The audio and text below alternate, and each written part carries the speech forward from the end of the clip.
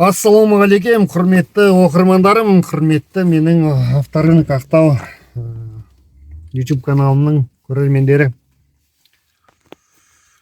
Қараңыздар, бүгін авторынокқа келдім. Күн деген бүгін керемет, ауа райы тамаша. Енді мен өзімнің каналымнан байқаймын ғой. Көптеген комментарийлер жазады адамдар. Арасында мынандай комментарийлер кезіктіріп қалам. Қымбат машина, ондай бағаға тұрмайды, мусор, біздің Қазақстанда жаңағы дұрыс машина қалмады деген сияқты әңгімелер көп. Баға қымбат расымен. Басқа қалалармен салыстырмалы қараған кезде қымбат шығар, басқа мемлекеттермен салыстырған кезде. Бірақ мына бір жағдайды айтқым келеді, достар. Біздің өзімізде басқа қалалардан, басқа мемлекеттен автокөлік әкелуге шектеу жоқ. Солай ғой, біріншіден. Егер де сіздің ақшаңыз жетіп тұрған болатын болса, сіз кез келген көлікті әкеле аласыз. Кез келген көлікті міне аласыз.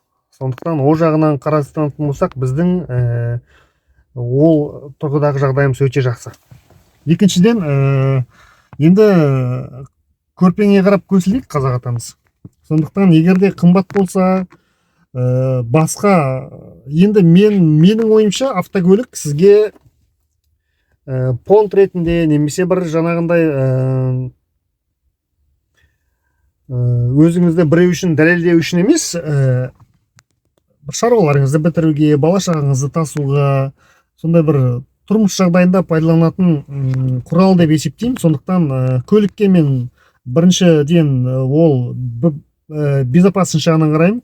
Сіздің жаңағы көлікте отырған кездегі қауіпсіздігіңіз, ол сіздің біріншіден, екіншіден бала шағаңыздың, айналаңыздағы адамдардың қауіпсіздігіне бірінші мен жаңағы мән берем. Келесі, ол енді әрине қандай да бір өзінің комфорт болғаны, және де шығын жағынан сондай көп болмағаны.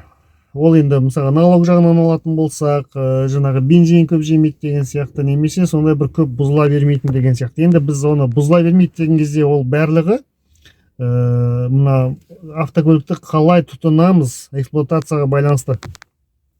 Өйткені күніне мысалға сіз такси қызметін қылатын болсаңыз, 300-350 км, 200 км жүретін болсаңыз күніне, әрине автокөлікте износ болады. Сондықтан бұл жерде мүлдем басқа. Ойымды толық сізге жеткізгім келеді. Жалпы енді әр қайсымыз автокөлікті әртүрлі мақсатта пайдаланамыз. Бір кісілер тек жұмысқа барып келу үшін, бір кісілер жаңағы бизнестеріне пайдаланады, бір кісілер жаңағы жеке өзінің жаңағы такси қызметін көрсетеді мысалға да. Енді әртүрлі машина бар. Егерде сізге мен айталық машинаны бірінші алмастан бұрын өзіңізге сұрақ қойыңыз. Сізге бұл машина қандай мақсатта керек?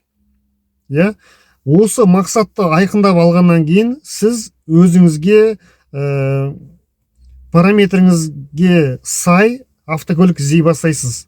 Сіз қарамаңыз, айналаңызда Toyota алып жатыр, айналаңызда жаңағы Kia алып жатыр, айналаңызда Қытайдың жаңа көліктерін алып жатыр. Өзіңіздің тыңдаңыз, өзіңіздің жүрегіңізді тыңдаңыз.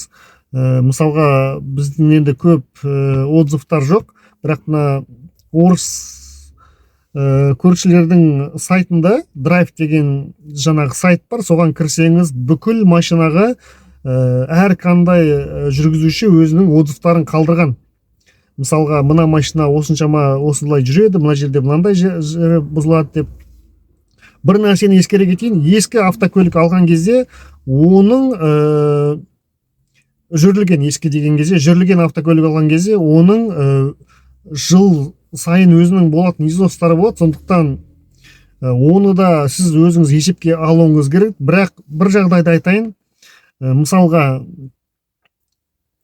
ескі көлік алған кезде менің ойымша шамаңыз келсе өзіңіз ақшаны жинастырып хотя бы 70-80% жинап алғаныңыз абзал.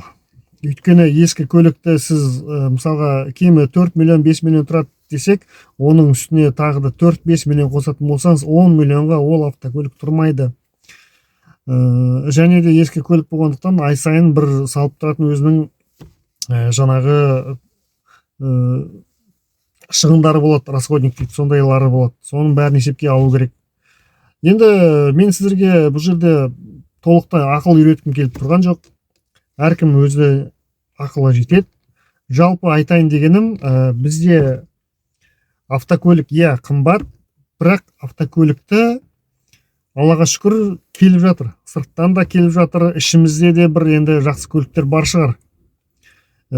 Шамаңыз келсе, мен айтайын дегенім, біреудің осындай автокөлік мініп алыпты деп, біреудің бар автокөлігіне қызықпай, өзіңіздегі бар нәрсеге Аллаға шүкір деп, өзіңіздің көлігіңізді жақсы көргеніңіз абзал, немесе өзіңіздің қалтаңыз көтеретін автокөлікті алғаныңыз абзал. Өйткені Алла тағала бізге сондай бір нығмет берген, біз осы күйімізде бір қалыпта ешқашан қалмаймыз. Егер де алдыға тырысып тұрмысатын болсақ, біздің жағдайымыз өзгереді.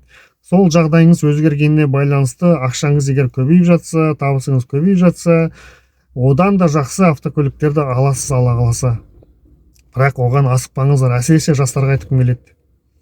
Сонымен қатар, енді мына өзімнің каналымды жаңағы пайдалана отырып, жүргізушілер сіздерге айтайын дегенім, көп жағдайда мынандай нәрсені байқаймыз. Артымыздан келіп жаңағы фараңызды жағып, маргайт етіп, сигнал беріп, асығып жатасыздар. Әрине бір шұғыл жағдай болса жақсы екен, сіз асығып тұрсыз.